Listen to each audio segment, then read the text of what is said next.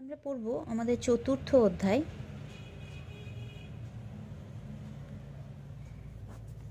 চতুর্থ অধ্যায়ের নাম হচ্ছে কার্য কারণ সম্পর্ক, কার্যকারণ সম্বন্ধ। তো এটা হচ্ছে আমাদের চ্যাপ্টার। তোমাদেরকে যে নতুন করে যে কিছু কিছু জিনিস বাদ গেছে আমাদের সিলেবাস থেকে এই বছরের জন্য, সেইগুলো আমি তোমাদেরকে নোটিশটা পাঠিয়েছিলাম, আশা করি সেখানে দেখেছো। সেখানে কার্যকারণ বিষয়ে ধারণাটা, নোশন অফ কজুয়াল রিলেশন, এইটা বাদ গেছে, এটা বাদ দেওয়া হয়েছে।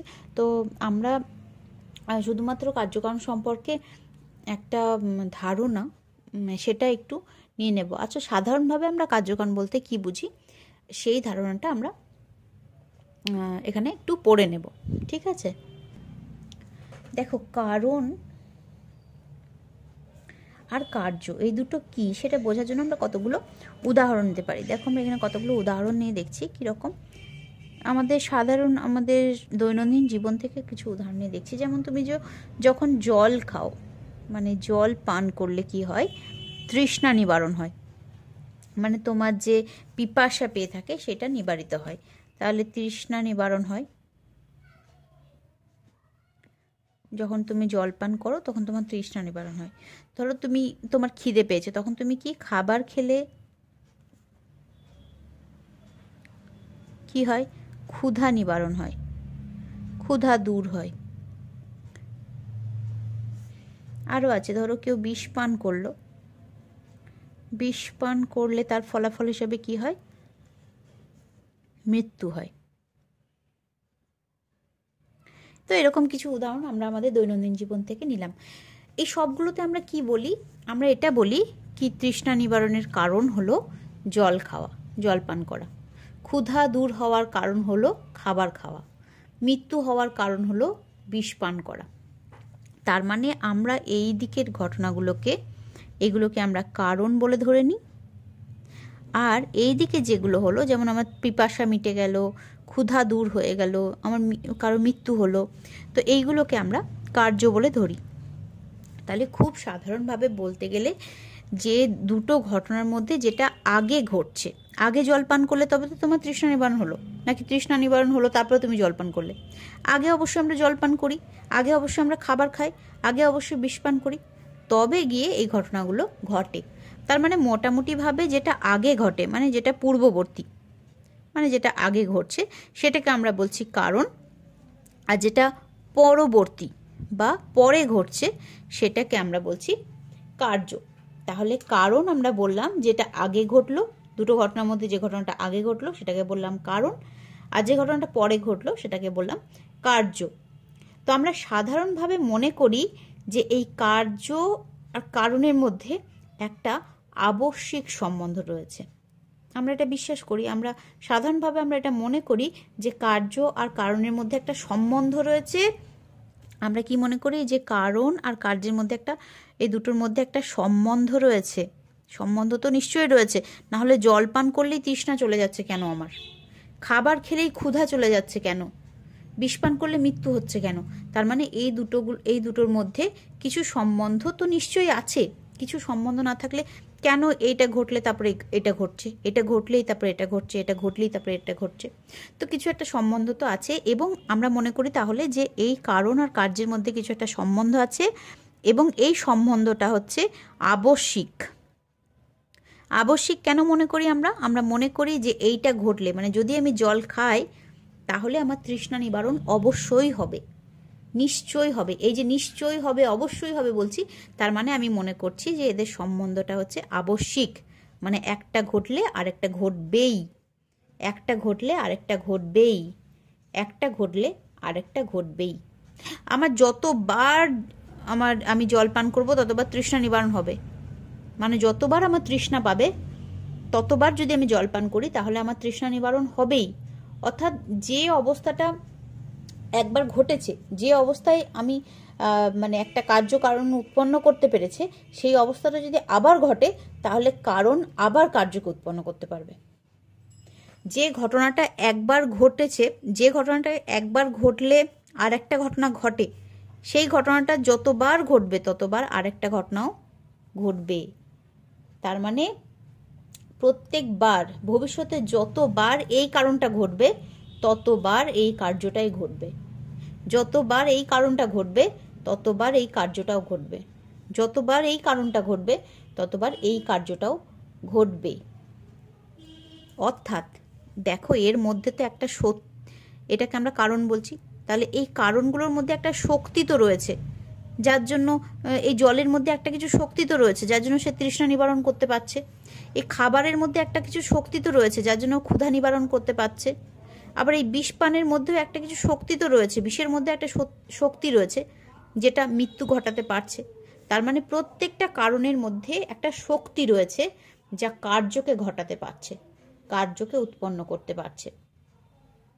তাহলে আমরা কি কি পেলাম এখনো পর্যন্ত কার্য কারণ সম্পর্কে যেটুকু জানলাম তাতে আমরা এরকম পেলাম যে 1 নম্বর এটা পেলাম যে কারণ হলো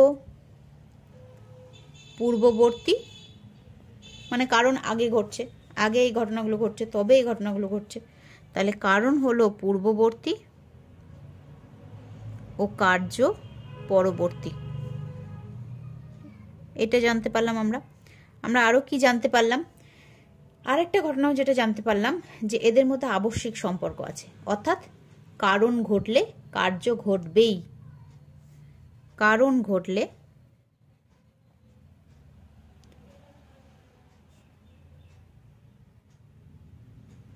কার্য ঘটবেই,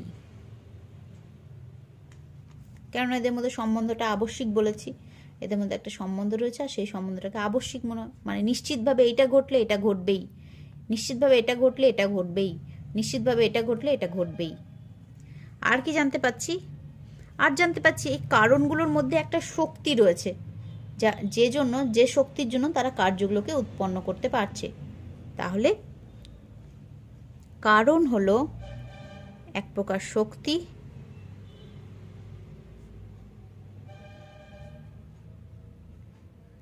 যা কার্যকে ঘটায়, যা কার্য ঘটায় বা কার্য উৎপন্ন করেও বলতে পারো। আচ্ছা, এই কথাটা কিন্তু লকও বলেছেন, এটা লক আমি এখানে লিখেও দিই যে এটা কিন্তু লকও বলেছেন এই কথাটা। সাধারণভাবে আমরা যে কথাটা বললাম এই কথাটা লকও বলেছেন, কিন্তু কখনো উক্তি হিসাবে এটা আসতে পারে, তখন অপশনে যদি লক থাকে তো লকে দাগ দিও। আচ্ছা, তাহলে আমরা সাধারণভাবে কারণ আর কার্য সম্পর্কে 3টে ইনফরমেশন পেলাম। একটা হচ্ছে কারণ আগে ঘটবে এবং কার্য তার পরে ঘটবে, এটা সবসময় তাই হবে। কখনো এরকম হবে না যে কারণটা পরে ঘটলো কার্যটা আগে ঘটে গেল, এটা কখনো হবে না। সাধারণভাবে এটা আমরা সাধারণভাবে পড়ছি, হ্যাঁ, এটা একেবারে সাধারণভাবে কারণ আর কার্য সম্পর্কে আমরা কি মনে করি সেটাই পড়ছি। তো একেবারে সাধারণভাবে কারণকে আমরা পূর্ববর্তী ভাবি, কার্যকে আমরা পরবর্তী ভাবি। আরও কি ভাবি যে কারণ ঘটলে কার্য ঘটবেই, যেহেতু এদের মধ্যে সম্বন্ধকে আমরা আবশ্যিক ভাবি। জল পান করলে প্রত্যেকবারই আমার তৃষ্ণা নিবারণ হয়, খাবার খেলে প্রত্যেকবারই আমার ক্ষুধা মিটে যায়, আর বিষ পান করলেও মৃত্যু হয়। আচ্ছা, আর কি জেনেছি যে কারণগুলোর মধ্যে কারণের মধ্যে এক প্রকার শক্তি আছে যার জন্য সে কার্যকে উৎপন্ন করতে পারে। এইগুলো হচ্ছে আমরা কারণ সম্পর্কে একটা সাধারণ মত। এবার কারণ সম্পর্কে 2 রকমের দার্শনিক মত আছে। কারণ সম্পর্কে 2 রকমের দার্শনিক মত আছে, আমাদেরকে সেই 2 রকমের দার্শনিক মত পড়তে হবে। ঠিক আছে, কারণ সম্পর্কে 2 রকমের দার্শনিক মত কি কি? একটা হচ্ছে 1 নাম্বার হচ্ছে কার্য কারণ সম্পর্কে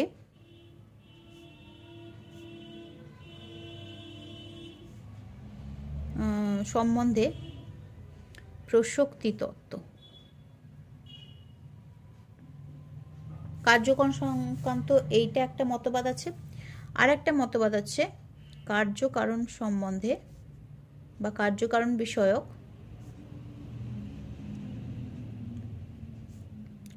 সতত সংযোগবাদ।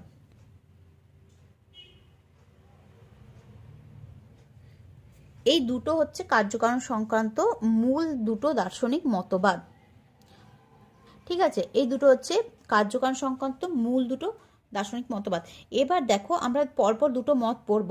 তো প্রথমেই আমরা প্রসক্তি তত্ত্বটা পড়ব সাধারণভাবে। একেবারে সাধারণভাবে যদি বলি, আমি কিন্তু সাধারণভাবে বলছি, অনেকেই ব্যতিক্রম আছেন এর মধ্যে, তবে সাধারণভাবে এই মতটা মানে এই যে প্রসক্তি তত্ত্ব, এই মতবাদটা বুদ্ধিবাদীরা সমর্থন করেন।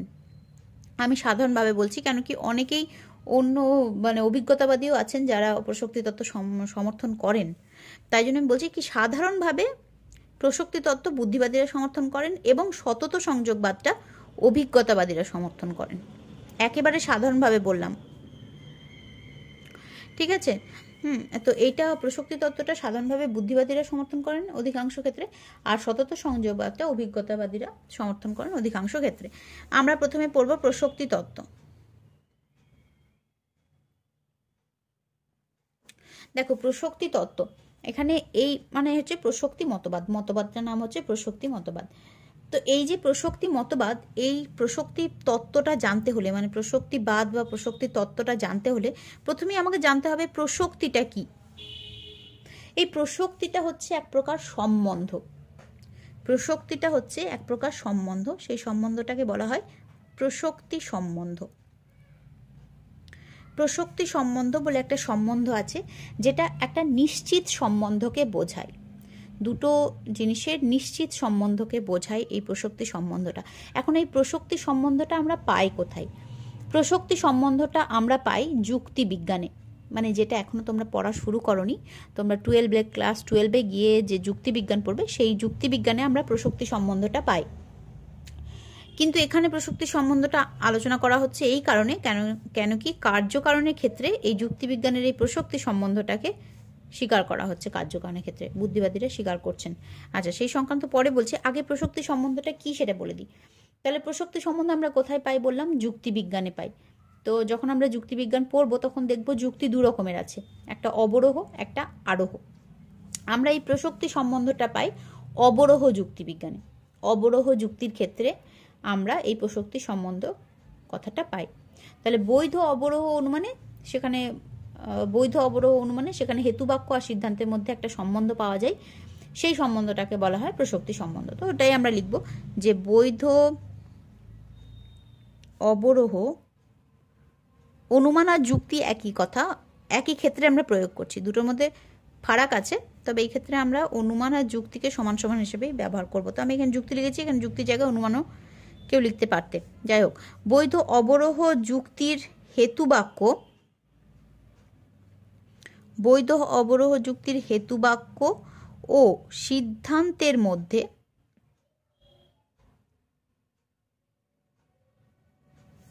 যে সম্বন্ধ থাকে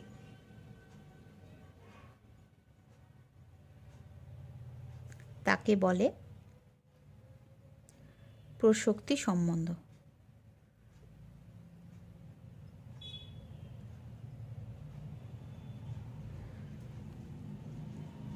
তাহলে এখানে যে যুক্তিবিজ্ঞানের দু রকমের যুক্তি আছে, একটা হচ্ছে অবরোহ যুক্তি, একটা আরোহ যুক্তি। তো এই ক্ষেত্রে অবরোহ যুক্তির ক্ষেত্রে, বৈধ অবরোহ যুক্তির ক্ষেত্রে হেতুবাক্য আর সিদ্ধান্তের মধ্যে যে সম্বন্ধটা থাকে সেটা হচ্ছে প্রসক্তি সম্বন্ধ। এখন কি সম্বন্ধ থাকে সেটা আমরা দেখব। একটা খুব কমন উদাহরণ দিয়ে আমরা দেখতে পারি। হ্যাঁ, দেখো, সকল মানুষ হয় মননশীল,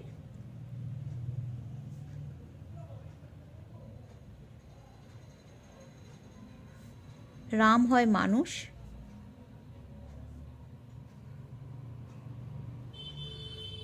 অতএব রাম হয় মরণশীল।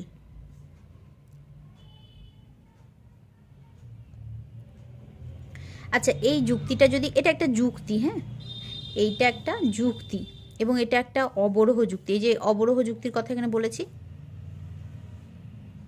শুধু অবরোহ যুক্তি নয়, এটা একটা বৈধ অবরোহ যুক্তি। এটা একটা বৈধ অবরোহ যুক্তির উদাহরণ দিয়েছি আমি। কি দিয়েছি না, সকল মানুষ হয় মরণশীল, রাম হয় মানুষ, অতএব রাম হয় মরণশীল।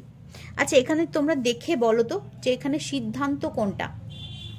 তোমরা সবাই বলে দিয়েছো হয়তো এতক্ষণ যে সিদ্ধান্ত হচ্ছে এই বাক্যটা, এই বাক্যটা হচ্ছে এখানে সিদ্ধান্ত। কেন না, এখানে সিদ্ধান্তের এই চিহ্নটা রয়েছে, তো এইটা হচ্ছে সিদ্ধান্ত। তাহলে এইটা হয়ে গেল সিদ্ধান্ত। তাহলে বাকি যে দুটো বাক্য রয়েছে এরা কি? বাকি যে বাক্য দুটো রয়েছে এই বাক্য দুটো হচ্ছে আশ্রয় বাক্য বা হেতু বাক্য। এই বাক্যগুলোকে বলা হয় আশ্রয় বাক্য বা হেতু বাক্য। আশ্রয় বাক্যও বলতে পারো বা হেতু বাক্যও বলতে পারো বা হেতু বাক্য। এইগুলোকে বলা হয় আশ্রয় বাক্য বা হেতু বাক্য। এইগুলোর উপর নির্ভর করে আমরা এই বচনটা পাই, মানে এই সিদ্ধান্তটা পাই। তার মানে আশ্রয় বাক্যগুলোর উপর নির্ভর করে আমরা সিদ্ধান্তকে পাই। এখানে দেখো আমরা হেতুবাক্য আর হেতুবাক্য আর সিদ্ধান্তের কথা উল্লেখ করেছি। তাহলে এরকম একটা যুক্তিতে, মানে বৈধ অবরোহ যুক্তির ক্ষেত্রে এইটা সিদ্ধান্ত আর এইগুলো হচ্ছে, এই দুটো হচ্ছে হেতুবাক্য। এই দুটোর মধ্যে যে সম্বন্ধ, মানে এই সিদ্ধান্তের সাথে আশ্রয় বাক্য দুটোর যে সম্বন্ধ, এই সিদ্ধান্তটার সাথে আশ্রয় বাক্য দুটোর যে সম্বন্ধ, সেইটাই হচ্ছে এখানে প্রসক্তি সম্বন্ধ। কিরকম সম্বন্ধ? না একেবারে প্রথমের বাক্যটা দেখো, একেবারে প্রথম বাক্যটা কি আছে না, সকল মানুষ হয় মরণশীল। তোমাকে বলে দিয়েছে যে সব মানুষ মারা যাবে, কোনো মানুষ সারা জীবন বেঁচে থাকবে না, প্রত্যেকটা মানুষকে মারা যেতেই হবে, প্রত্যেকটা মানুষ মরণশীল। তো তোমাকে যখন বলে দিয়েছে যে সব মানুষকে জন্য বলে দিয়েছে যে সব মানুষ মরণশীল, এরপরে যদি তোমাকে প্রশ্ন করা হয়, এই বাক্যগুলো দেওয়া হয়নি ধরো, দিয়ে এরপর তোমাকে যদি প্রশ্ন করা হয়, আচ্ছা শোনো সব মানুষ মরণশীল, তাহলে তুমি বলো তো শ্যাম কি মারা যাবে? তো তুমি কি বলবে?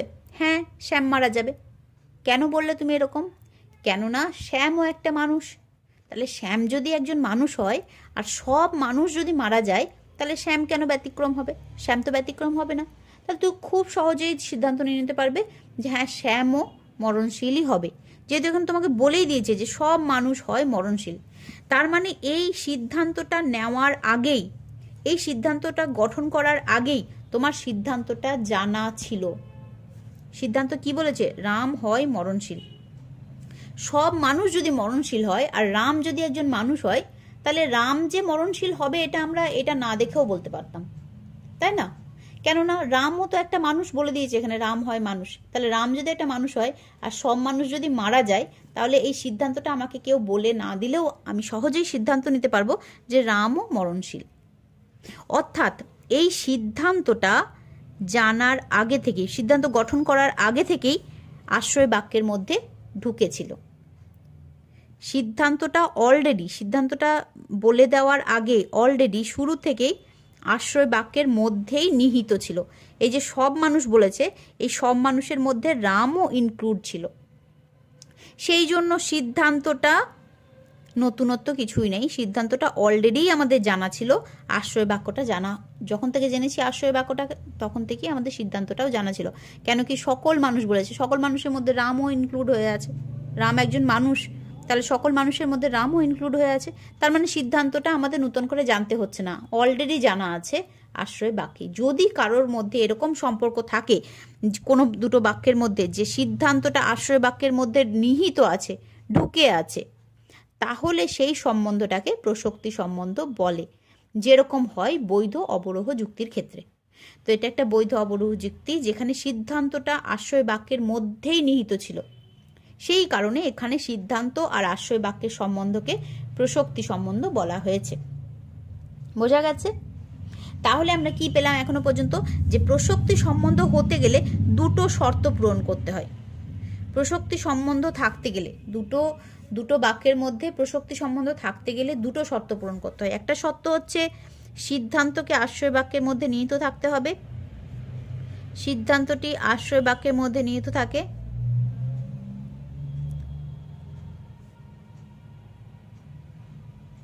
মধ্যেই নিহিত থাকবে। তাহলে প্রসক্তি সম্বন্ধের দুটো শর্ত কি কি? একটা শর্ত হচ্ছে সিদ্ধান্তটি আশ্রয় বাক্যের মধ্যেই নিহিত থাকবে। 2 নম্বর শর্ত হচ্ছে আশ্রয় বাক্য সত্য হলে, আশ্রয় বাক্য বা হেতু বাক্য যে কোনো একটা বলতে পারো, আমি আশ্রয় বাক্য লিখছি এখানে। আশ্রয় বাক্য সত্য হলে সিদ্ধান্ত সত্য হবে, সিদ্ধান্ত ও সত্য হবে, মিথ্যা হতে পারবে না, মিথ্যা হতে পারবে না। ঠিক আছে, তাহলে এই দুটো হচ্ছে প্রসক্তি সম্বন্ধের শর্ত। অর্থাৎ এখানে সব মানুষ হয় মরণশীল, এটা যদি ট্রু হয়, তাহলে রাম হয় মরণশীল, এটা কি ফলস হতে পারবে? কোনোভাবেই হতে পারবে না, এটা ট্রুই হবে। সেই কারণেই বলেছে যে আশ্রয় বাক্য যদি সত্য হয়, তাহলে সিদ্ধান্ত কোনোভাবেই মিথ্যা হতে পারবে না, অবশ্যই সত্যই হবে। তো এই দুটো হচ্ছে প্রসক্তি সম্বন্ধের শর্ত। তাহলে প্রসক্তি সম্বন্ধ কারো মধ্যে, কোনো দুটো বচনের মধ্যে, কোনো দুটো বাক্যের মধ্যে প্রসক্তি সম্বন্ধ আছে কিনা জানতে পারবো কিভাবে? এই শর্ত দুটো মিলিয়ে আমাকে দেখতে হবে সিদ্ধান্তটা আশ্রয় বাক্য থেকে আশ্রয় বাক্যের মধ্যে নিহিত আছে কিনা, এবং আশ্রয় বাক্য সত্য হলে সিদ্ধান্তও সত্য হয়েছে কিনা। এই দুটো শর্তের উপর নির্ভর করে আমরা জানতে পারবো যে কোনো দুটো বাক্যের মধ্যে বা বচনের মধ্যে প্রসক্তি সম্বন্ধ আছে কিনা। এই যে আমরা প্রসক্তি সম্বন্ধ, এই যে একটা প্রসক্তি সম্বন্ধ দেখলাম, এই জাতীয় সম্বন্ধটাকে বলা হয় যৌক্তিক অনিবার্যতা। এই যে সম্বন্ধটা, এই সম্বন্ধটাকে বলা হয় যৌক্তিক অনিবার্যতা। এটা খুব মনে রাখা দরকার, ঠিক আছে? এই যে অনিবার্যতা, এইটা হচ্ছে যৌক্তিক অনিবার্যতা। যেহেতু যুক্তিবিজ্ঞানের ক্ষেত্রে প্রয়োগ করা হচ্ছে, তার মানে এটা কিন্তু যৌক্তিক অনিবার্যতা। এই যে প্রসক্তি সম্বন্ধ, এই প্রসক্তি সম্বন্ধে যে অনিবার্যতাটা রয়েছে সেটা হচ্ছে যৌক্তিক অনিবার্যতা। এই যৌক্তিক অনিবার্যতাকেই বলা হয় প্রসক্তি সম্বন্ধ। তাহলে লিখতে পারি যে এই ধরনের যৌক্তিক অনিবার্যতাকে বলা হয়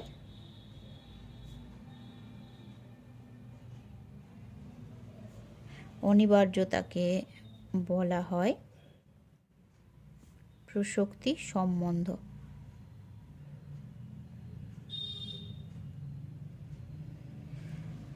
তাহলে এখানে আমরা দেখলাম যে দুটো বচনের মধ্যে বা দুটো বাক্যের মধ্যে প্রসক্তি সম্বন্ধ তখনই থাকবে যখন সিদ্ধান্তটা আশ্রয় বাক্য থেকে মধ্যেই নিহিত থাকবে বা আশ্রয় বাক্য থেকে অনিবার্যভাবে নিশ্চিত হবে, এবং আশ্রয় বাক্য সত্য হলে সিদ্ধান্তটাও সত্য হবে। ঠিক আছে? তাহলে প্রসক্তি সম্বন্ধ বলতে কি বুঝলাম আমরা? দুটো বাক্যের মধ্যে এমন সম্বন্ধ যেখানে একটা থেকে অপরটা অনিবার্যভাবে নিশ্চিত হয়, এবং একটা সত্য হলে অন্যটা মিথ্যে হতে পারে না।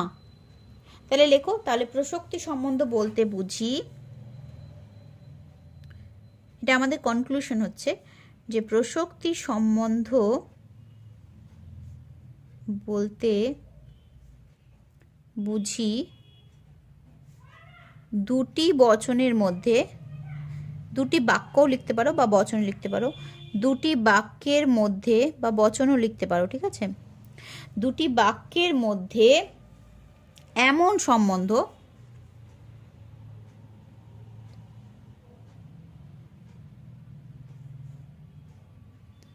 যেখানে একটি বাক্য থেকে অপর বাক্যটি, যেখানে একটি বাক্য থেকে অপর বাক্যটি অনিবার্যভাবে নিশ্চিত হয়, অনিবার্যভাবে নিশ্চিত হয়, এবং একটি বাক্য সত্য হলে অন্যটি মিথ্যে হতে পারে না। একটি বাক্য সত্য হলে অন্যটি মিথ্যা হতে পারে না, বা সত্যই হবে, এরকমও লিখতে পারো। ঠিক আছে? তাহলে এটা হলো এক প্রকার প্রসক্তি সম্বন্ধ। কিন্তু দেখলাম এই প্রসক্তি সম্বন্ধটা যুক্তিবিজ্ঞানের ক্ষেত্রে প্রযোজ্য, মানে যেখানে আশ্রয় বাক্য আর সিদ্ধান্ত আছে সেই আশ্রয় বাক্য আর সিদ্ধান্তের মধ্যে প্রযোজ্য। আচ্ছা, এই ক্ষেত্রে আর একটা কথাও বলে দেওয়া দরকার, সেটা হচ্ছে এটা যেহেতু যৌক্তিক অনিবার্যতা, তাই এই ধরনের অনিবার্যতাটা অভিজ্ঞতার সাহায্যে পাওয়া যায় না। এটা হচ্ছে যুক্তির নিয়মের উপর প্রতিষ্ঠিত। ঠিক আছে? এটা অভিজ্ঞতা দ্বারা পাওয়া যায় না। এই ধরনের যে যৌক্তিক অনিবার্যতা, এটা কিন্তু অভিজ্ঞতার সাহায্যে পাওয়া যায় না, এটা যুক্তিগত দিক থেকে মানে যুক্তির নিয়মের দ্বারা নিশ্চিত হয়। এই ধরনের অনিবার্যতাটা যুক্তির নিয়মের দ্বারা নিশ্চিত হয়, লিখে নিতে পারো। তাহলে এই ধরনের অনিবার্যতাটা, এই ধরনের যৌক্তিক অনিবার্যতা অভিজ্ঞতা দ্বারা পাওয়া যায় না, এটা যুক্তির নিয়মের দ্বারা নিশ্চিত হয় বা যুক্তির নিয়মের উপর প্রতিষ্ঠিত। ঠিক আছে? তো এই ধরনের সম্বন্ধটা হচ্ছে প্রসক্তি সম্বন্ধ। এবার যেটা আমরা প্রথমেই দেখেছিলাম, দেখো, কার্যকারণ সম্বন্ধে প্রসক্তি তত্ত্ব। এই কার্যকারণটা তো যুক্তির ব্যাপার নয়, এটা আমরা এতক্ষণ এই যে সম্বন্ধটা আমরা দেখলাম, এটা যুক্তিবিজ্ঞানের ক্ষেত্রে প্রয়োগ করা হয়, কিন্তু কার্যকারণ তো আর যুক্তিবিজ্ঞানের মধ্যে পড়ে না। তো আর কিন্তু তবুও দেখো এখানে কার্যকারণের ক্ষেত্রে প্রসক্তি তত্ত্বের কথা বলা হয়েছে, যেটা যুক্তিবিজ্ঞানের ক্ষেত্রে প্রয়োগ করে আসেছি আমরা এতদিন, সেইটা কার্যকারণের ক্ষেত্রে প্রয়োগ করেছে বুদ্ধিবাদীরা। তো আমরা এখন পড়ব প্রসক্তি তত্ত্ব বা প্রসক্তিবাদ, প্রসক্তিবাদ বা প্রসক্তি তত্ত্ব বলতে পারো।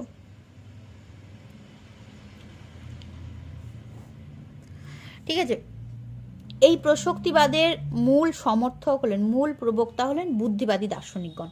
আগেও আমি সেটা বললাম। মূলত অনেকেই আছেন যারা বুদ্ধিবাদী নয় কিন্তু প্রসক্তি তত্ত্ব সমর্থন করেন। তো মূলত সাধারণভাবে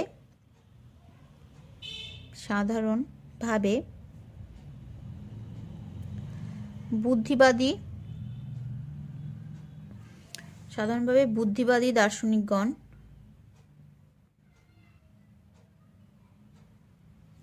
প্রসক্তি তত্ত্বের প্রধান প্রবক্তা।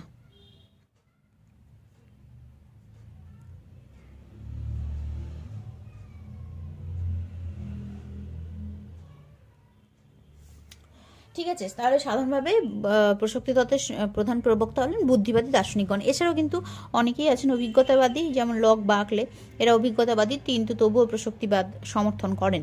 তো সেরকমভাবে আমি বলছি কি সাধারণভাবে, একেবারে সাধারণভাবে বুদ্ধিবাদীরা মোটামুটি এই মতবাদের প্রবক্তা। এনারা কি মনে করেন না, এনারা মনে করেন যে কার্য আর কারণ, এই প্রসক্তি তত্ত্বটা তো কার্যকারণের ক্ষেত্রে প্রয়োগ করছেন। তো এনারা মনে করেন, মানে প্রসক্তি তত্ত্ববাদীরা মনে করেন যে কারণ ও কার্যের মধ্যে অনিবার্য সম্বন্ধ আছে। কারণ আর কার্যের মধ্যে আবশ্যিক বা অনিবার্য, যা বলবে, অনিবার্য বা আবশ্যিকও বলতে পারো, আমি দুটোই লিখে দিচ্ছি, সম্বন্ধ আছে। তার মানে বুদ্ধিবাদীরা বলতে চাইছেন যে কারণটা ঘটলে, মানে ওই নির্দিষ্ট কারণটা ঘটলে ওই নির্দিষ্ট কার্যটা ঘটবেই। কোনো নির্দিষ্ট কারণ যদি ঘটে তাহলে সেই নির্দিষ্ট কার্যটা ঘটবেই। তাই জন্য ওনারা বলছেন যে কারণ আর কার্যের মধ্যে অনিবার্য সম্বন্ধ আছে, অনিবার্য সম্বন্ধ আছে। এই অনিবার্যতাটা কেমন অনিবার্যতা না, বলেছেন অতীত হোক, বর্তমান হোক আর ভবিষ্যৎ হোক, যে কালই হোক না কেন, ওই কারণটা যদি ঘটে তাহলে ওই কার্যটা ঘটবেই, তার কখনো ব্যতিক্রম হবে না। তাহলে কি বলছেন যে অতীত, বর্তমান বা ভবিষ্যৎ, যে কোনো কালে নির্দিষ্ট কার্য নির্দিষ্ট কারণকে, নির্দিষ্ট কার্য, একটা নির্দিষ্ট যে কার্যটার কথা বলছি, সেই নির্দিষ্ট কার্য নির্দিষ্ট কারণকে অনুসরণ করে।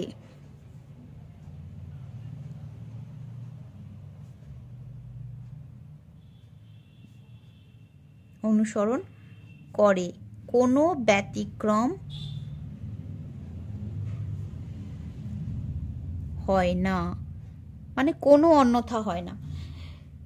অতীত হোক, বর্তমান হোক, ভবিষ্যৎ হোক, যাই হোক না কেন, যদি কোনো একটা ধরো জল পান করলে তৃষ্ণা নিবারণ হয়, তাহলে অতীতে যতবার করবে, বর্তমানে যতবার জলপান করবে, ভবিষ্যতে যতবার জলপান করবে, তাহলে জলপান করলে নির্দিষ্ট ওই কার্যটা, নির্দিষ্ট কার্য কি, তৃষ্ণা নিবারণ হওয়া, যতবার তুমি জলপান করবে তৃষ্ণা নিবারণ হবেই, তার কোনো ব্যতিক্রম হবে না, এইটা বলতে চাইছেন এনারা। সেই জন্য এই বুদ্ধিবাদের এই মতবাদটাকে অনিবার্য সম্বন্ধবাদও বলা হয়। তাই লিখে নিতে পারি এটা, তাই বুদ্ধিবাদীদের এই মতবাদকে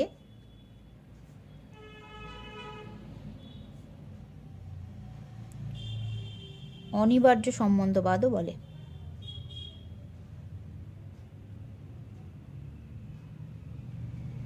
ঠিক আছে,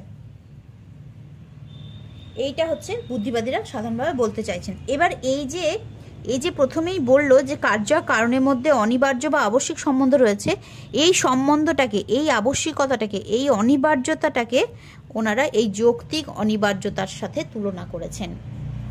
এই তুলনা করেই ওনারা বলেছেন যে কার্য কারণের মধ্যে সম্বন্ধটা হচ্ছে প্রসক্তি সম্বন্ধ। এই যে প্রসক্তি সম্বন্ধ, এই অনিবার্যতাটাকে, এই যে কার্য কারণের মধ্যে যে অনিবার্য সম্বন্ধ রয়েছে, এই অনিবার্যতাটাকে বুদ্ধিবাদীরা এই যৌক্তিক অনিবার্যতার সাথে তুলনা করেছেন। আর সেই কারণেই বলেছেন যে কার্যকারণের মধ্যে সম্বন্ধ হলো প্রসক্তি সম্বন্ধ।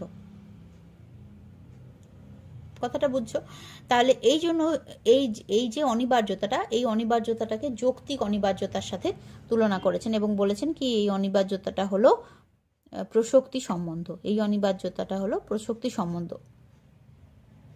অর্থাৎ তারা কি বলতে চেয়েছেন? তারা বলতে চেয়েছেন, বুদ্ধিবাদীরা এটা বলতে চেয়েছেন যে যুক্তিবিজ্ঞানে হেতুবাক্য ও সিদ্ধান্তের মধ্যে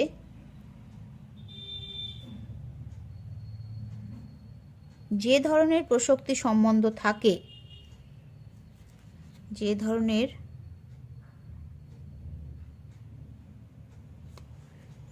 প্রসক্তি সম্বন্ধ থাকে, কার্য ও কারণের মধ্যেও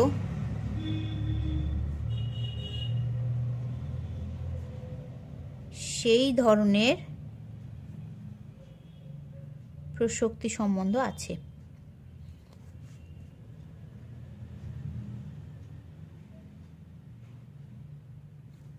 বোঝা গেছে? অর্থাৎ তারা কি বলছেন যে কারণ ও কার্যের মধ্যে সম্বন্ধ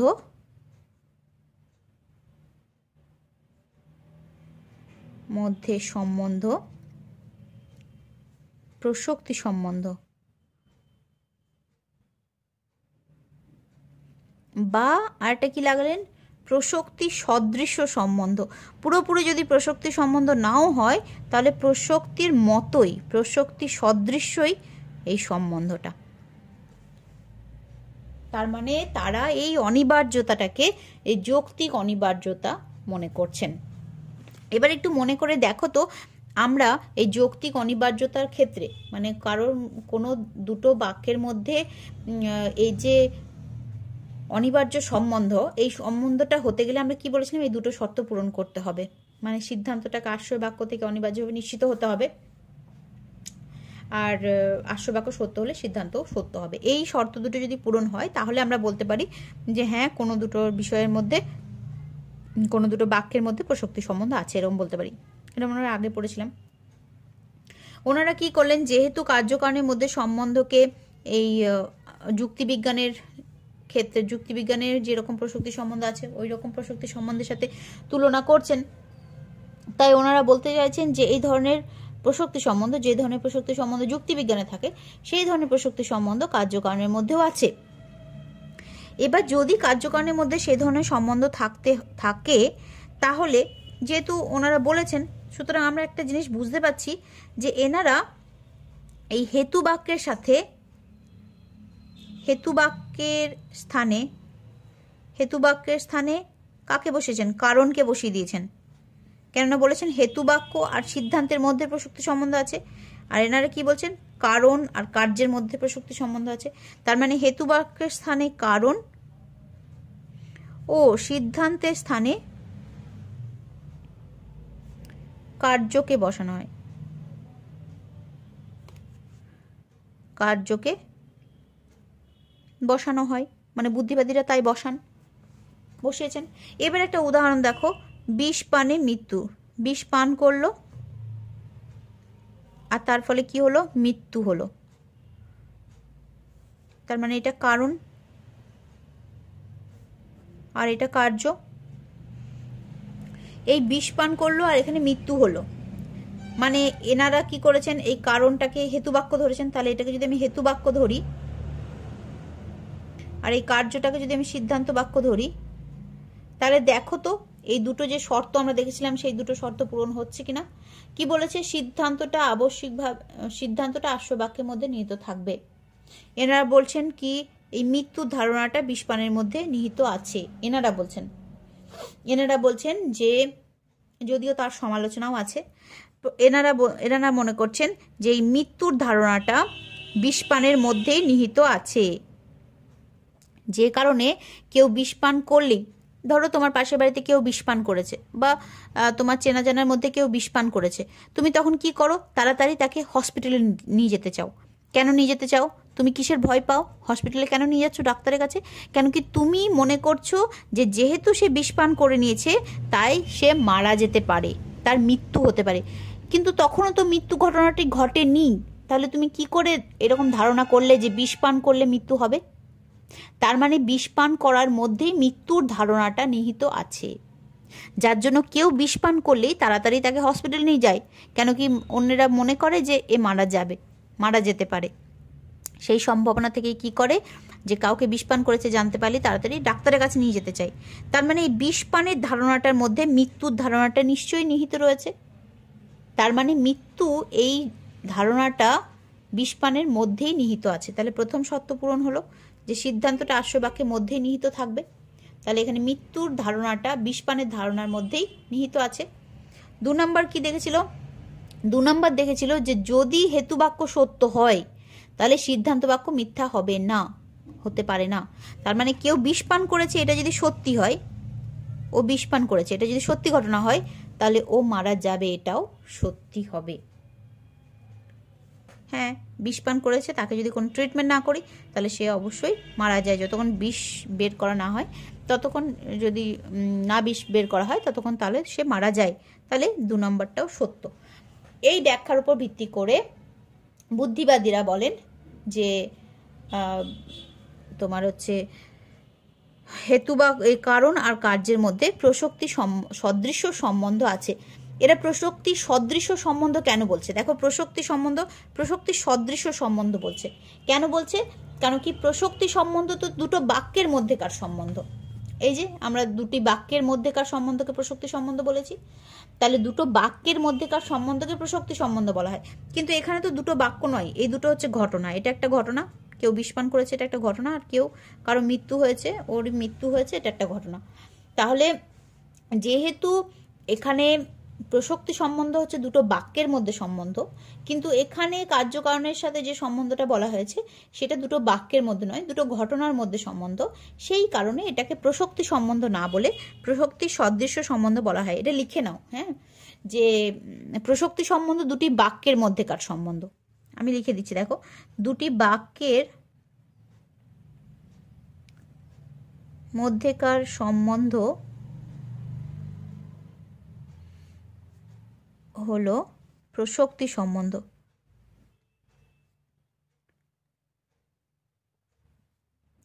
কিন্তু কার্যকারণ যেহেতু দুটি ঘটনা, কিন্তু কার্য ও কারণ যেহেতু দুটি ঘটনার মধ্যে সম্বন্ধ,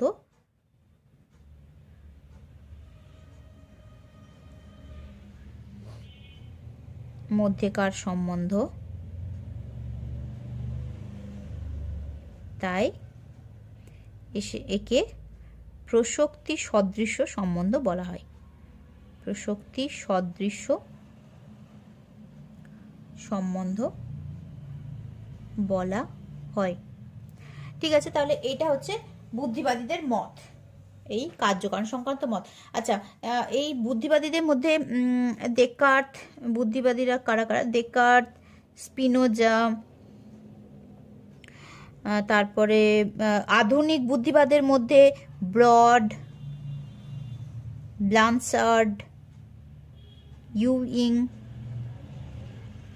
এমনকি অভিজ্ঞতাবাদী লক আর বাকলে, এনারাও প্রসক্তি তত্ত্ব, প্রসক্তি সম্বন্ধ স্বীকার করেছেন কার্যকারণের মধ্যে। তাহলে এনারা হলেন সকলেই যারা প্রসক্তি সম্বন্ধকে কার্যকারণের মধ্যে প্রসক্তি সদৃশ্য সম্বন্ধ বা প্রসক্তি সম্বন্ধ স্বীকার করেছেন। ঠিক আছে, অভিজ্ঞতাবাদী আছে, আধুনিক অভিজ্ঞতাবাদী বুদ্ধিবাদীরা আছেন, ডেকার্ট, স্পিনোজা, তারপরে আধুনিক কালের যারা বুদ্ধিবাদী তারাও আছেন, ব্লড, ব্লানসার্ড আর ইউইং। আবার অভিজ্ঞতাবাদীও আছে লক, বাকলে। তাহলে লক আর বাকলে অভিজ্ঞতাবাদী হয়েও কিন্তু এনারা বুদ্ধিবাদীদের এই প্রসক্তি তত্ত্ব স্বীকার করেছেন। আচ্ছা, এবার আরেকটা এই প্রসক্তি তত্ত্বেরই একটা আরেকটা দুটো যুক্তি আমরা পড়বো। ইউইং দিয়েছেন, ইউইং এর দুটো যুক্তি, এই দুটো আসতেও পারে তাই আমি একটু পড়িয়েই রাখছি। ইউইং প্রসক্তি তত্ত্বের সমর্থনে দুটো যুক্তি দিয়েছেন।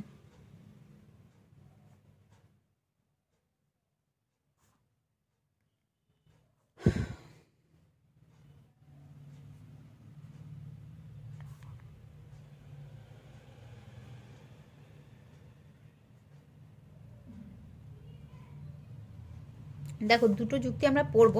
তো এই যে আমরা এখানে দেখলাম, এখানে যে আমরা প্রসক্তি সম্বন্ধ দেখলাম দুটো বাক্যের মধ্যে যে আমরা প্রসক্তি সম্বন্ধ দেখলাম, এখানে আমি তোমাদেরকে বারবার কি বললাম যে এই বাক্যটা যদি তোমাকে নাও দেওয়া হয় তাও তুমি এই দুটো বাক্য দেখে এই বাক্যটা অনুমান করে নিতে পারো।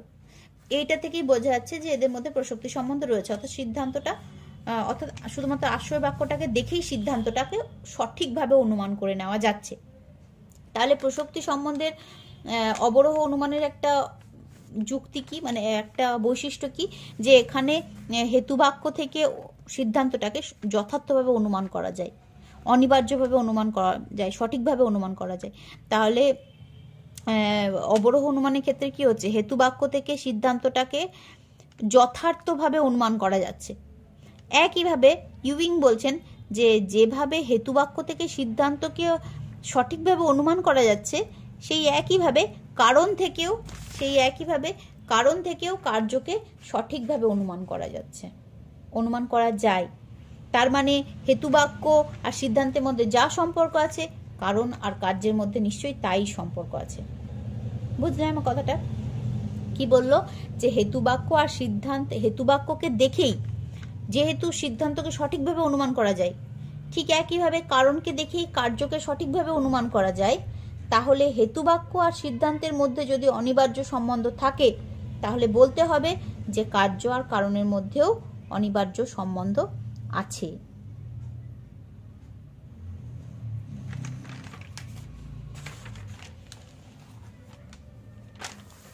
কি বললো যে অবরোহ অনুমানের ক্ষেত্রে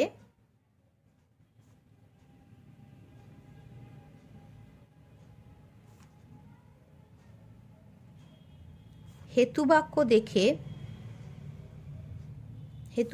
থেকে সিদ্ধান্তকে যথার্থভাবে অনুমান করা যায়।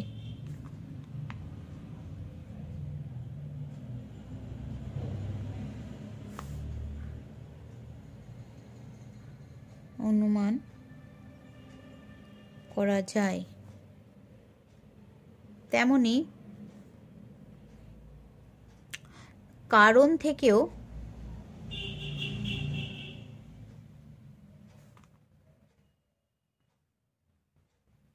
কার্যকে যথার্থভাবে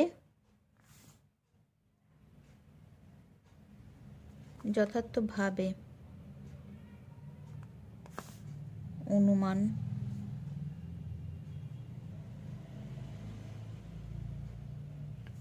করা যায়। তাই হেতুবাক্য আর সিদ্ধান্তের মধ্যে হেতুবাক্য ও সিদ্ধান্তের মধ্যে যদি অনিবার্য সম্বন্ধ থাকে,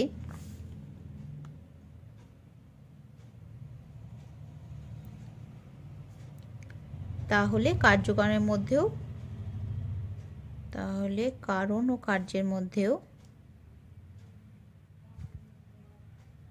অনিবার্য সম্বন্ধ স্বীকার করতে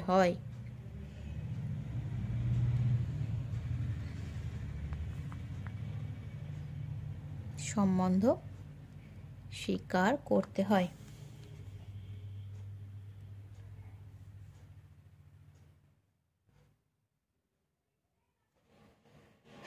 ঠিক আছে।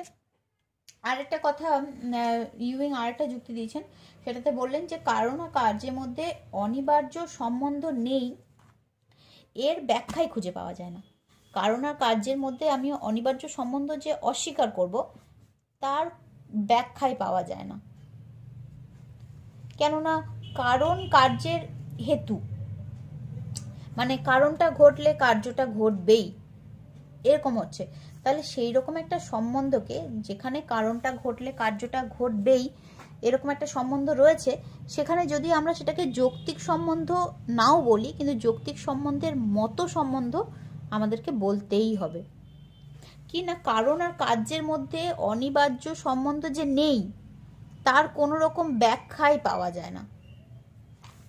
দেখো 2 নম্বরটা এরকম বললেন যে কারণ ও কার্যের মধ্যে অনিবার্য সম্বন্ধ অস্বীকার করার কোনো ব্যাখ্যাই পাওয়া যায় না। অনিবার্য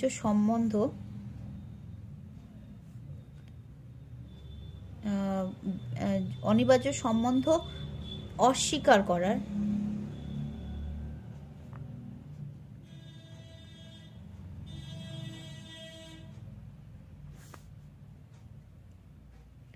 কোনো ব্যাখ্যাই দেওয়া সম্ভব নয়।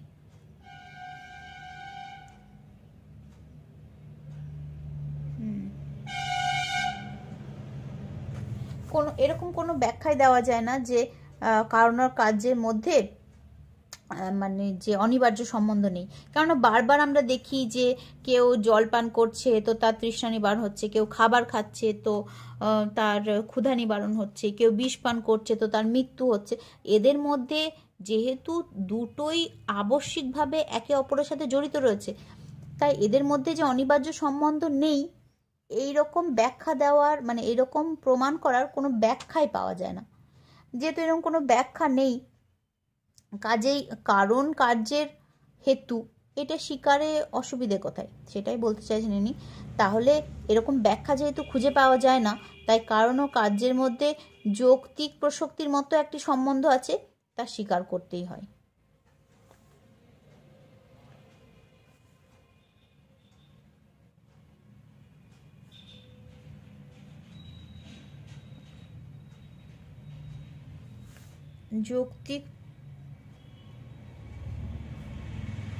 যৌক্তিক অনিবার্যতার নেই, যৌক্তিক অনিবার্যতার নেই সম্বন্ধ স্বীকার করতেই হয়।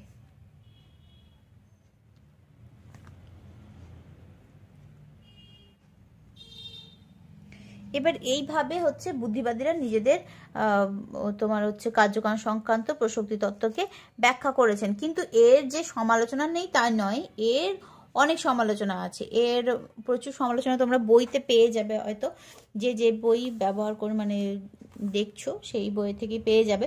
তবু আমি 2-4টে সমালোচনা বলে দিই। তাহলে এর এই যে আমরা যে বুদ্ধিবাদীদের মতটা পড়লাম, এর যে কি সমালোচনা আছে।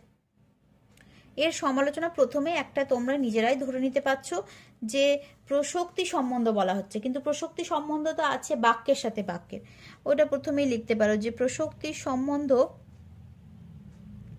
হলো দুটি বাক্যের মধ্যে সম্বন্ধ, দুটি বাক্যের মধ্যেকার সম্বন্ধ।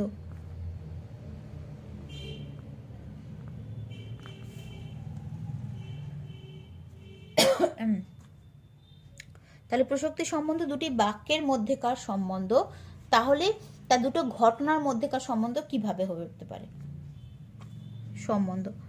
তাহলে তা দুটি ঘটনার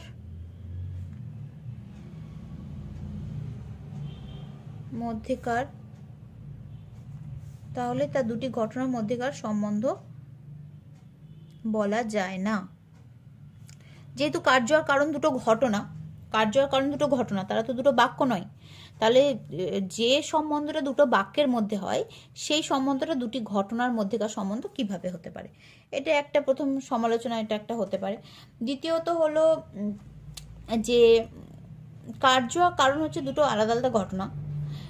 আমরা আগে কি দেখলাম যে সিদ্ধান্তকে বিশ্লেষণ করলে, হেতুবাক্যকে বিশ্লেষণ করলে সিদ্ধান্তটা পাওয়া যাচ্ছে, হেতুবাক্যকে বিশ্লেষণ করছে তাহলে সিদ্ধান্তটা পাচ্ছে প্রসক্তি সম্বন্ধের ক্ষেত্রে। তাহলে কারণকে বিশ্লেষণ করলেও কার্যকে পাওয়া উচিত, কিন্তু কারণকে বিশ্লেষণ করে কার্যকে পাওয়া যায় না।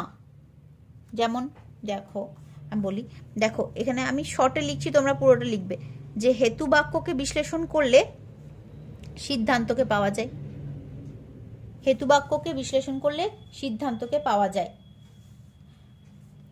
তাহলে তাহলে কারণকে বিশ্লেষণ করলেও কার্যকে পেতে হবে। যেহেতু একই রকম সম্বন্ধ বলছে, বলছে হেতু বাক্য আর সিদ্ধান্তের মধ্যে যা সম্বন্ধ আছে নাকি কারণ ও কার্যের মধ্যে তাই সম্বন্ধ আছে। তাহলে এই ক্ষেত্রে তো হেতু বাক্যকে বিশ্লেষণ করলে সিদ্ধান্ত বাক্যকে পাওয়া যায়, তাহলে কারণকে বিশ্লেষণ করলেও কার্যকে পাওয়া উচিত। কিন্তু যদি তুমি বিষকে খুব করে বিশ্লেষণ করো, এটা উদাহরণ দিচ্ছি, যে কিন্তু যদি তুমি বিষকে প্রচুর বিশ্লেষণ করো, এই বিষটাকে কোনো একটা বিষ ফল বা কিছু একটা বিষ ফলকে ধরো একটা প্রচুর কাটলে কেটে কেটে কেটে কেটে বিশ্লেষণ করে তুমি কোথাও মৃত্যু নামক কোনো উপাদান পাবে না, এর মধ্যে মৃত্যু নামক কোনো ধারণা এর মধ্যে পাবে না। অর্থাৎ কারণকে বিশ্লেষণ করলে কোনোভাবেই কার্যকে পাওয়া যায় না। ঠিক আছে, তাহলে এদের মধ্যে প্রসক্তি সম্বন্ধ আছে এই কথাও বলা যাবে না, এই বলে একটা যুক্তি আছে। হ্যাঁ, আবার কারণকে যদি কার্যের অনিবার্য শর্ত বা পূর্ববর্তী ঘটনা বলা হয়, তাহলে এ কথাও বলতে হবে ঠিক ওই কারণটি না ঘটলে ওই কার্যটিও ঘটবে না। বুঝলে? তাহলে আমি কি বলতে চাইলাম, আমি এটা বলতে চাইলাম যে আমরা কি বলছি, যে সব সময় আমরা বলছি যে কারণ আর কার্য দুটোর মধ্যে অনিবার্য সম্বন্ধ আছে, মানে বুদ্ধিবাদীরা বলছে আর কি, যে কারণ ও কার্যের মধ্যে অনিবার্য সম্বন্ধ আছে। তাই যদি থাকে, অনিবার্য সম্বন্ধই যদি থাকে কারণ আর কার্যের মধ্যে, তাহলে সব সময় একই কারণ থেকে একই কার্য উৎপন্ন হওয়া উচিত। বুঝছো ব্যাপারটা কি বলছি? দেখো, যে আমি বললাম কি, যে যদি এটা বলা হয় যে কারণ আর কার্যের মধ্যে অনিবার্য সম্বন্ধ আছে, কারণ ও কার্যের মধ্যে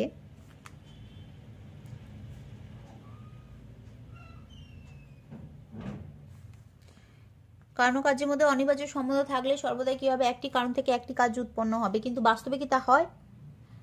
কারণ ও কার্যের মধ্যে অনিবার্য সম্বন্ধ থাকলে একই কারণ থেকে প্রত্যেকবার একই কার্য উৎপন্ন হবে, তাই তো হওয়ার কথা। একই কারণ থেকে প্রত্যেকবার একই কার্য উৎপন্ন হবে, যেহেতু অনিবার্য সম্বন্ধ আছে, একে অপরকে ছেড়ে থাকতে পারবে না। কারণ ও কার্যের মধ্যে অনিবার্য সম্বন্ধ থাকলে একই কার্য থেকে প্রত্যেকবার একই কারণ থেকে প্রত্যেকবার একই কার্য উৎপন্ন হবে। কিন্তু বাস্তবে তা হয় না। বাস্তবে কি হয় ভেবে দেখো একটু, বাস্তবে তা হয় না। যেমন ধরো আমরা কি একটা উদাহরণ নিয়েছিলাম, যে বিষ পান হলো মৃত্যুর কারণ। ঠিক আছে, এখন এই দুটোর মধ্যে যদি অনিবার্য সম্বন্ধ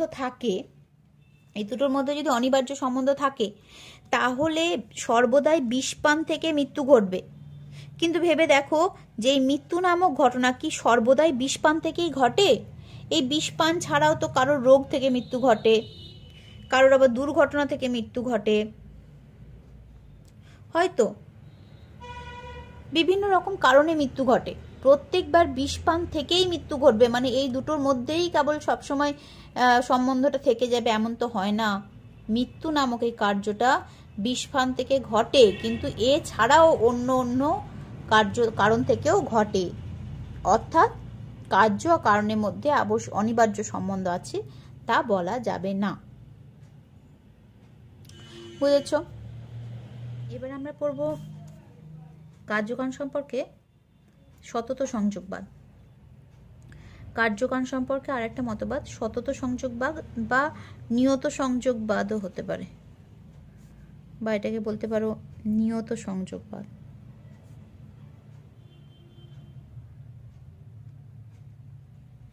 এটা মূলত অভিজ্ঞতাবাদীদের মতবাদ, কিন্তু আগেই আমি বললাম কি লক আর বাকলে এরা দুজন কিন্তু অভিজ্ঞতাবাদী হয়েও প্রসক্তি সম্বন্ধ স্বীকার করেন, প্রসক্তি তত্ত্ব স্বীকার করেছেন, ঠিক আছে, সমর্থন করেছেন। তাহলে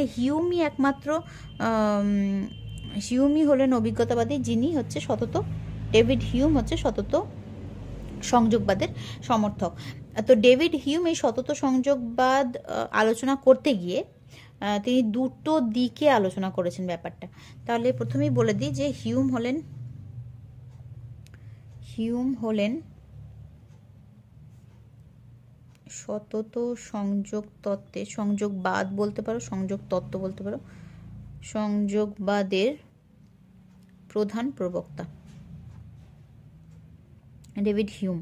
আচ্ছা, তো উনি এই সতত সংযোগবাদ সম্পর্কে নিজের বক্তব্য প্রকাশ করতে গিয়ে এটাকে দুটো দিক থেকে আলোচনা করেছেন। একটা হলো নঙর্থক দিক, আর একটা হচ্ছে সদর্থক দিক।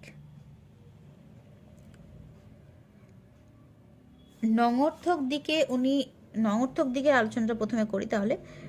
তো নঙর্থক দিকের আলোচনায় উনি কি করেছেন, যে একটা মতবাদকে খণ্ডন করেছেন। নঙর্থক দিকের আলোচনাতে উনি একটা মতবাদকে খণ্ডন করেছেন, যে মতবাদটা লক এবং বাকলে দুজনেই সমর্থন করেছেন। কোন মতবাদটা? একটা বাক্য, সেটা হচ্ছে কারণ হলো এক প্রকার শক্তি। এটা আগে আমি বলেছি, কারণ হলো এক প্রকার শক্তি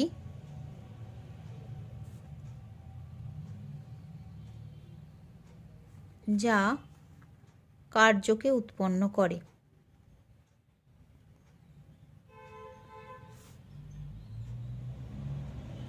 এই কথাটার, এই যে কারণ হলো এক প্রকার শক্তি যা কার্যকে উৎপন্ন করে, এই কথাটার সমালোচনা করেছেন নঙর্থক দিকে। হিউম এই কথাটার সমালোচনা করেছেন নঙর্থক দিকে, মানে খণ্ডন করেছেন এই কথাটাকে। কারণ কি হিউম মনে করেন, কেননা হিউম মনে করছেন যে কারণ ও কার্যের মধ্যে, হিউম মনে করছেন এটা, যে কারণ ও কার্যের মধ্যে কোনো অনিবার্য সম্বন্ধ নেই, মধ্যে কোনো অনিবার্য সম্বন্ধ, মানে যেটাকে আমরা আবশ্যিক সম্বন্ধ বলছি, সেই আবশ্যিক সম্বন্ধ নেই। হিউম এটা মনে করেন। ঠিক আছে, হিউম মনে করছেন যে কারণ আর কার্যের মধ্যে অনিবার্যতা আছে, কিন্তু সেটা মানসিক অনিবার্যতা, কোনো বস্তুগত অনিবার্যতা নেই, মানে বাস্তব অনিবার্যতা কিছুই নেই। যা কিছু আছে সেটা আমাদের মনের কল্পনা মাত্র। কি বলছেন, যে কারণ ও কার্যের মধ্যে বস্তুগত অনিবার্যতা নেই, বস্তুগত অনিবার্যতা নেই, আছে মানসিক অনিবার্যতা। মানে আমরা মন গড়া অনিবার্যতা কার্যকারণের মধ্যে আরোপ করছি, এইটাই বলতে চাইছেন হিউম। মানে আমরা মন থেকে ভেবে নিচ্ছি যে কার্য আর কারণের মধ্যে একটা অনিবার্য সম্পর্ক রয়েছে, সেই জন্য উনি বলেছেন এটা, এই যে ধারণাটা যে কারণ ও কার্যের মধ্যে অনিবার্য সম্পর্ক আছে, এটা হচ্ছে আমাদের মানসিক অনিবার্যতা।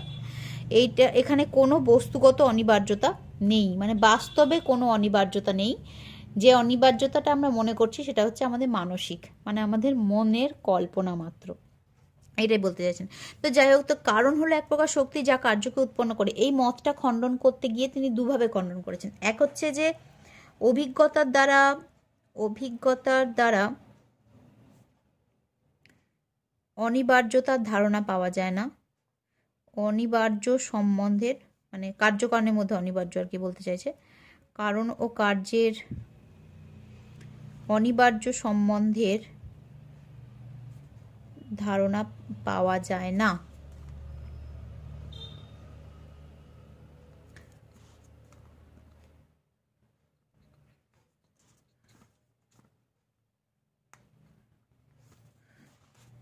অভিজ্ঞতা দ্বারা অনিবার্য সম্বন্ধে ধারণা পাওয়া যায় না, কারণ কি এই মতটার কিন্তু খণ্ডন করতে গিয়ে উনি এগুলো বলছেন, যে অভিজ্ঞতার দ্বারা অনিবার্য সম্বন্ধের, কার্যকারণের মধ্যে অনিবার্য সম্বন্ধে ধারণা পাওয়া যায় না। কারণ কি যদি তুমি ধরো বিষ পান, এই বিষ পান থেকে কি হচ্ছে, মৃত্যু হচ্ছে। তো বিষ পানকে যদি তুমি অনেক বিশ্লেষণ করো, বিষ পানের মধ্যে কি এমন কোনো শক্তির অভিজ্ঞতা তোমার হবে? কার্যকারণের যে অনিবার্য সম্বন্ধ, মানে কারণের মধ্যে যে এক প্রকার শক্তি আছে, এই কারণের মধ্যে যে এক প্রকার শক্তি আছে, এই শক্তির অভিজ্ঞতা তো কি তোমার হয়? মানে বিষের মধ্যে এমন কি কোনো শক্তি তুমি খুঁজে পাও? বিষকে দেখলে এমন কোনো শক্তি তুমি খুঁজে পাও যেটা মৃত্যু ঘটাতে পারে? এরকম কোনো শক্তির অভিজ্ঞতা আমাদের হয় না। আর হিউম যেহেতু অভিজ্ঞতাবাদী, যেটা অভিজ্ঞতাতে হয় না সেটা কেন স্বীকার করবেন? তো বিষের মধ্যে এরকম কোনো শক্তির অভিজ্ঞতা হিউমের হয় না, তাই বলেছেন অভিজ্ঞতার দ্বারা এই শক্তির কোনো জ্ঞান আমাদের হয় না। এবং বুদ্ধির দ্বারাও কারণের মধ্যে কোনো শক্তির অভিজ্ঞতা হয় না, কারণের মধ্যে কোনো শক্তির জ্ঞান হয় না।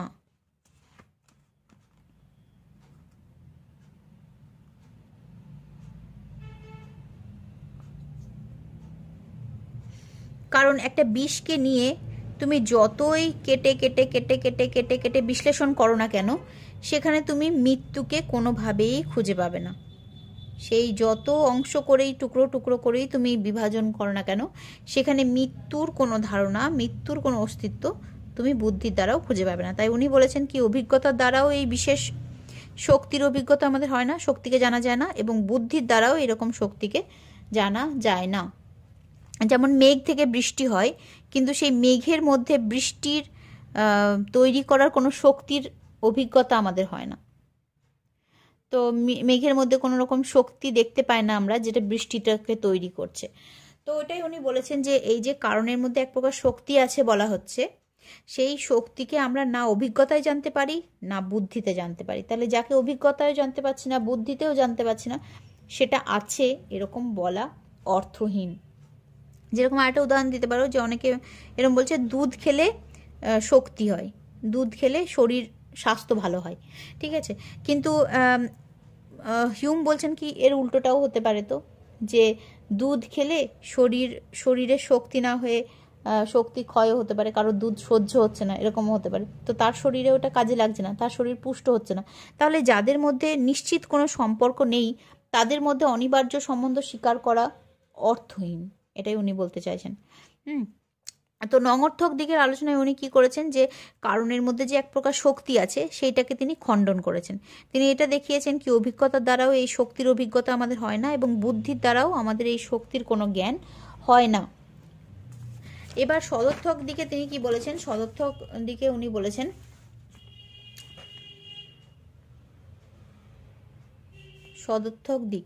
সদর্থক দিকে হিউম বলেছেন যে আসলেই কার্য আর কারণের মধ্যে সম্পর্ক, কারণ ও কার্যের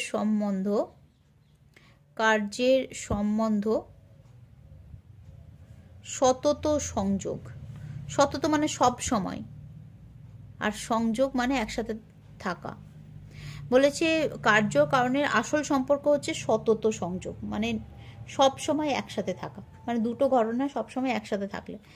দেখো তাহলে তাহলে উনি এটাও বলতে চেয়েছেন যে যাদেরকে আমরা কার্যকারণ বলি, তারা আসলে দুটো স্বতন্ত্র ঘটনা এবং তারা সব সময় একসাথে ঘটে।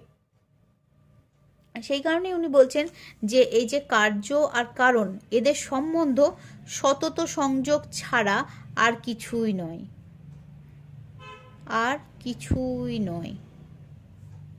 কেবলমাত্র এই যে কার্য কারণের মধ্যে আমরা এত কিছু আবশ্যিক সম্বন্ধ এসব বলছি, তো হিউম এখানে বলছেন যে সতত সংযোগ ছাড়া, কার্যকারণের মধ্যে যে সম্বন্ধটা, সেটা সতত সংযোগ ছাড়া আর কিছুই নয়। অর্থাৎ দুটো ঘটনাকে বারবার একসাথে সংযুক্ত থাকতে দেখেই আমরা তাদের মধ্যে কার্যকারণ সম্বন্ধের ধারণা করি। দুটি ঘটনাকে বারবার, দেখো দুটি ঘটনাকে বারবার, এটা সতত মানে হচ্ছে নিয়ত, সব সময়, বারবার। তো দুটি ঘটনাকে বারবার পরস্পর সংযুক্ত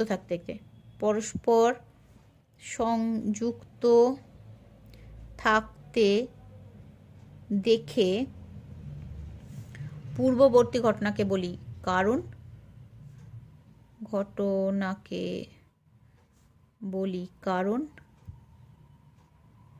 ও পরবর্তী ঘটনাকে বলি কার্য।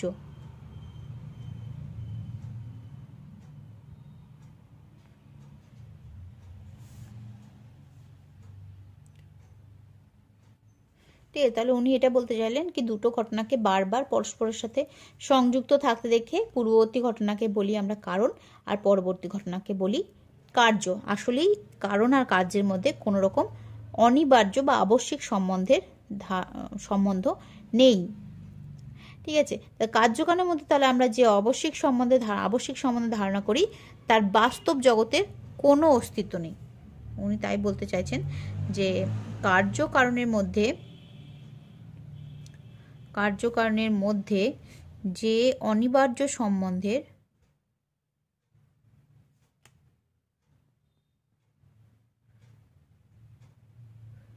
ধারণা করি তার বাস্তব জগতে কোনো অস্তিত্ব নেই।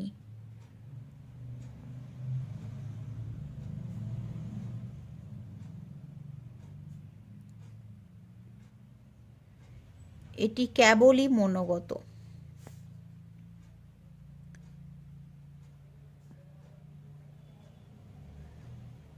অর্থাৎ উনি এটা বলতে চাইছেন যে দুটো ঘটনাকে, মানে কার্য কারণকে পরপর ঘটতে দেখে, বারবার আমরা পরপর ঘটতে দেখে দুটোর মধ্যে আমাদের ভুলবশত, আমাদের মানসিক দোষবশত, স্বভাববশত আমরা কি করি, দুটো ঘটনার মধ্যে অনিবার্যতার কল্পনা করে নিই।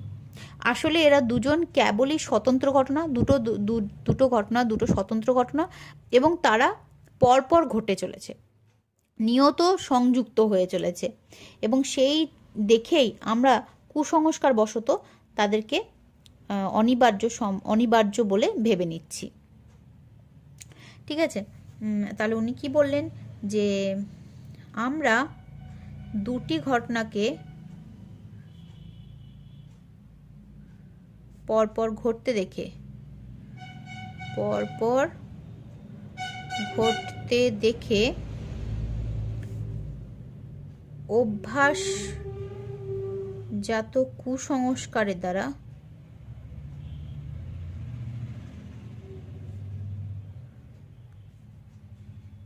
তাদের মধ্যে আবশ্যিকতা আরোপ করি।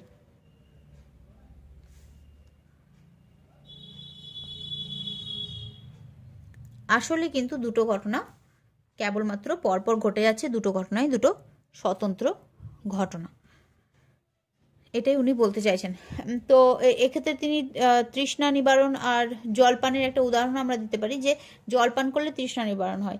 এখানে দুটো ঘটনা, আসলে দুটো ঘটনার মধ্যে কোনো আবশ্যিকতা নেই, এই দুটো ঘটনা পরপর ঘটে চলেছে, এবং তার জন্য আমরা একটাকে দেখে অন্যটাকে আমাদের মানসিক স্বভাববশত কি করছি, আমরা প্রত্যাশা করে নিচ্ছি। আমরা ভাবছি জলপান করলে তার ফলে তৃষ্ণা নিবারণ হচ্ছে। দুটো পরপর ঘটছে বলে আমরা একটাকে দেখে অন্যটাকে আশা করছি, আমরা একটাকে দেখে অন্যটাকে প্রত্যাশা করছি।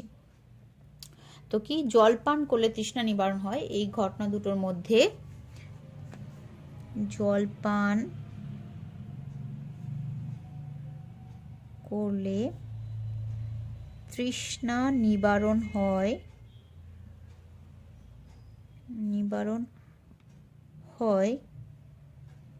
এই দুটি ঘটনার মধ্যে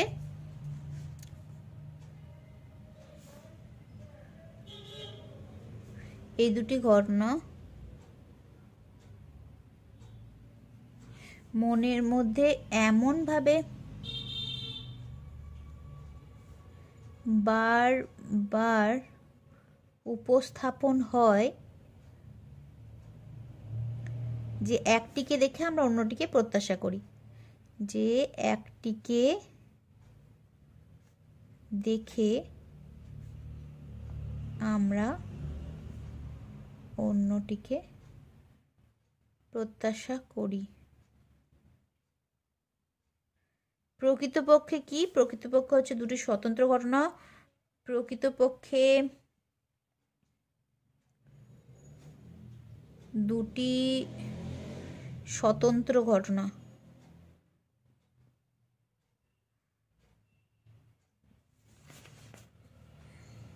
প্রকৃতপক্ষে দুটি স্বতন্ত্র ঘটনা আমরা স্বভাববশত এদের মধ্যে অনিবার্যতার কল্পনা করি।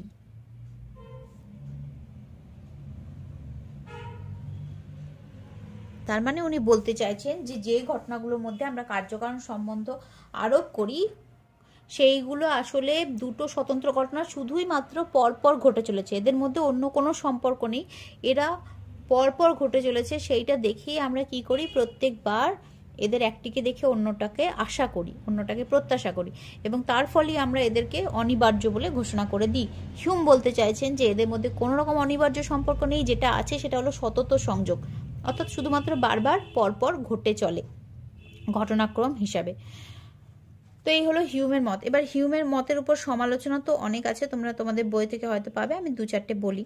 সেটা হচ্ছে, প্রথম কথাই হচ্ছে এটা কি, যে এই যে কার্যকারণের মধ্যে যে সতত সংযোগ থাকলেই, মানে হিউম বলতে চাইছেন যে কার্যকারণ যাদেরকে বলি আমরা, তাদের মধ্যে কেবল সতত সংযোগ থাকে, অর্থাৎ তারা বারবার পরপর ঘটে চলে। ঠিক আছে, তারা বারবার পরপর ঘটে চলে, কিন্তু এরকম অনেক ঘটনা আছে যারা পরপর ঘটে অথচ তারা একে অপরের কারণ বা কার্য নয়। যেমন ধরো দিন আর রাত্রি, এরা দুজনেই দিনের পরে রাত্রি হয়, রাত্রির পরে দিন হয়, দিনের পরে রাত্রি হয়, রাত্রির পর দিন হয়, এরকম ঘটেই চলে। অর্থাৎ দিন আর রাত্রি পর পর ঘটে, অর্থাৎ এদের মধ্যে সতত সংযোগ আছে। তাহলে কি আমি বলবো যে দিন হলো রাত্রির কারণ? দিন কি রাত্রির কারণ? নয় তো, দুজনেই কার্য। দিন বা রাত্রি কেউই কারোর কারণ নয়।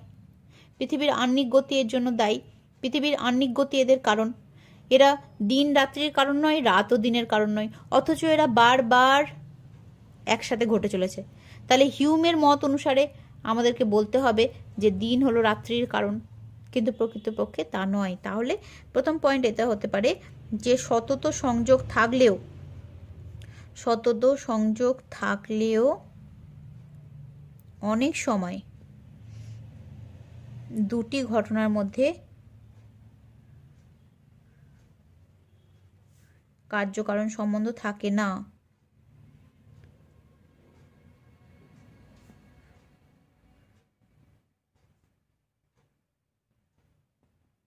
যেমন দিন রাত্রি,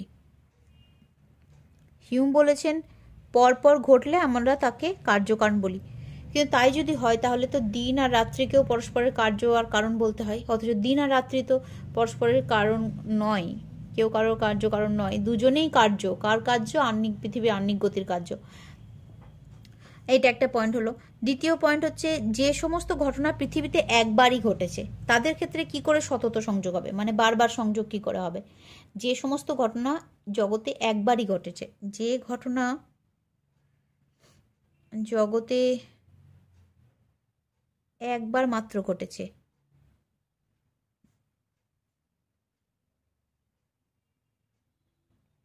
তাদের ক্ষেত্রে সতত সংযোগ থাকে না।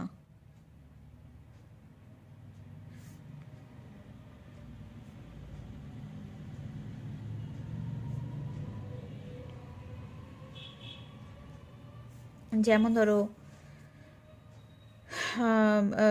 হিটলারের পোল্যান্ড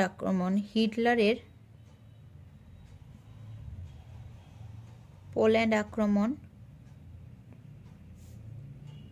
দ্বিতীয় বিশ্বযুদ্ধের কারণ।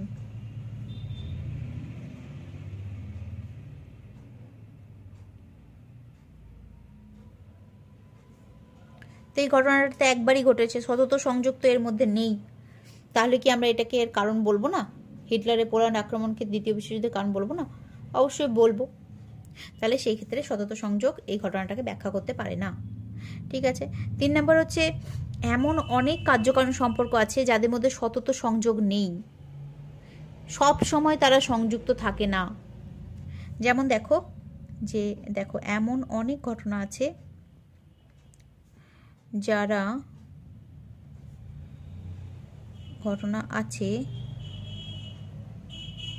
যারা সতত, মানে সব সময় সতত সংযুক্ত থাকে না।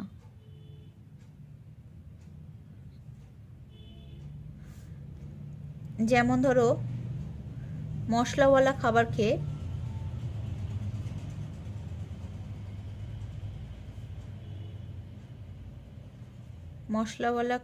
খেয়ে পেটের গোলমাল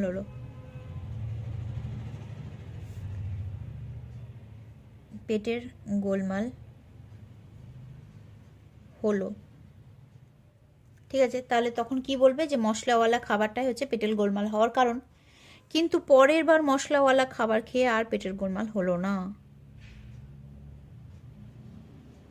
কিন্তু পরের বার মশলাওয়ালা খাবার খেয়ে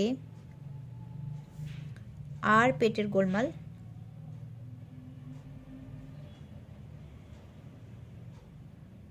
হলো না। তাহলে তখন কি বলবে যে মশলাওয়ালা খাবার পেটের গোলমালের কারণ নয়? তাহলে দেখো, একটা সময় একটা জিনিস অন্য একটা জিনিসের কারণ হচ্ছে, সেই জিনিসটাই আবার পরের একটা সময় আর কারণ হচ্ছে না। তাহলে সতত সংযোগ যদি আমাকে স্বীকার করতে হয়, তাহলে একই জিনিস একবার কারণ হবে আর একবার কারণ হবে না। তাহলে সতত সংযোগ কার্যকারণ সম্বন্ধটা কেবলমাত্র সতত সংযোগ এমন বলা যায় না। কার্যকারণের মধ্যে অবশ্যই অনিবার্য সম্বন্ধ আছে, যার জন্য আমরা জল খাওয়াকে তোমার হচ্ছে যে বৃষ্টি হওয়া, আমি জল খেলাম আর ওদিকে বৃষ্টি হলো, এরকম কারণ মনে করি না, তাই না?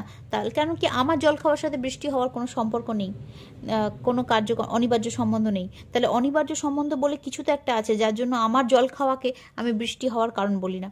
মানে অবান্তর কোনো দুটো ঘটনাকে যুক্ত করে দিই না, প্রাসঙ্গিক দুটো ঘটনাকেই আমরা যুক্ত করি কার্যকারণের ক্ষেত্রে, অর্থাৎ কার্যকারণের মধ্যে অনিবার্য সম্বন্ধ অবশ্যই আছে। তাহলে এখানে সিদ্ধান্ত আমরা এটাই করতে পারলাম যে এই দুটো মতবাদ পড়ে, যে কার্যকারণ সম্বন্ধ কেবলমাত্র সতত সংযোগ হতে পারে না, কার্যকারণ সম্বন্ধ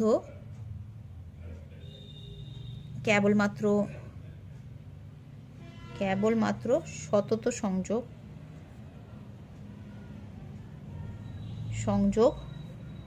হতে পারে না। কার্যকারণের মধ্যে অনিবার্য সম্বন্ধ আছে, কার্যকারণের মধ্যে অনিবার্য সম্বন্ধ আছে। আচ্ছা, এই দুটো মতবাদ আমরা পড়লাম। হতে পারে এই দুটো মতবাদ স্পষ্টতই তোমাকে বললো প্রসক্তি তত্ত্ব সম্পর্কে লেখো, এটা হতে পারে। অথবা বললো কি হিউমের সতত সংযোগবাদ সম্পর্কে লেখো। অথবা এরকমও হতে পারে যে প্রসক্তি তত্ত্ব আর সতত সংযোগের মধ্যে পার্থক্য লিখতে বললো।